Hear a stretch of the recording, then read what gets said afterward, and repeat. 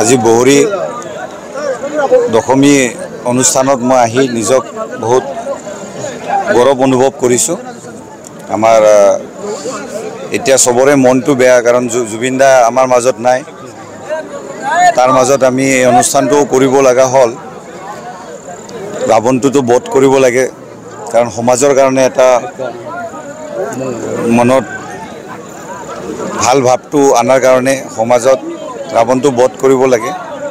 ৰাৱণক বধ কৰি আমি সত্যৰ প্ৰতিষ্ঠা কৰিব লাগে। আমি ৯৫ ফিট ৰাৱণক আজি বধ কৰিব গৈ আছোঁ। ধন্যবাদ। বহুৰী আঞ্চলিক দশেৰা উৎসৱ সমিতি এইবেলি আমাৰ নৱম বৰ্ষ। আমি অতি উৎসাহ উদ্দীপনাৰে এই ৰাৱণ বধৰ উদযাপন কৰিবলৈ ওলাইছিলোঁ, কিন্তু হঠাতে এটি দুখবৰে আমাক মৰ্মাহত কৰিছিলে। সেয়া হৈছে অসমৰ স্বনামধন্য সুগায়ক জুবিন দাৰ অকাল মৃত্যুত আমি মৰ্মাহত হৈ সকলো কাৰ্যসূচী বাতিল কৰি আমি অনুষ্টপিয়াকৈ হ'লেও এই কাৰ্যসূচীখিনি চলাই নিম বুলি প্ৰয়াস কৰিছোঁ।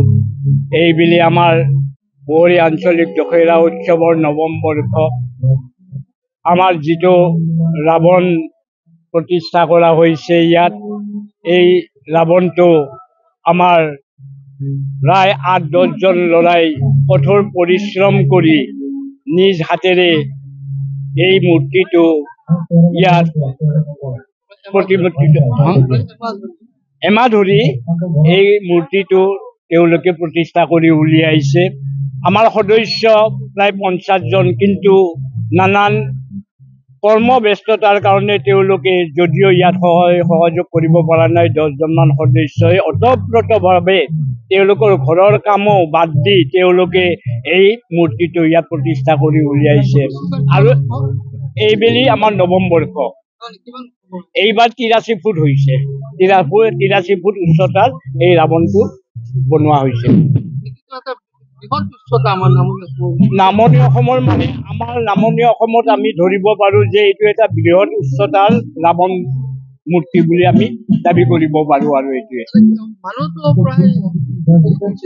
মানুহ এইবাৰ যোৱাবাৰলৈকে আমাৰ নৱম বছৰ, কিন্তু অষ্টম বছৰলৈকে যিখিনি মানুহ হৈছিলে প্ৰায় ৮-১০ হাজাৰ মানুহৰ সমাগম হয় ইয়াত।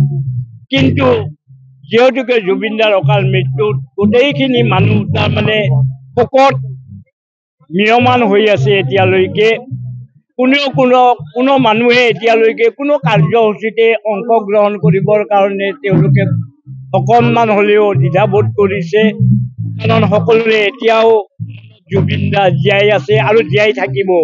সেই হেতুকে আমিও আমাৰ কাৰ্যসূচীবোৰ সীমিত কৰি এই উৎসৱটো পালন কৰিছোঁ।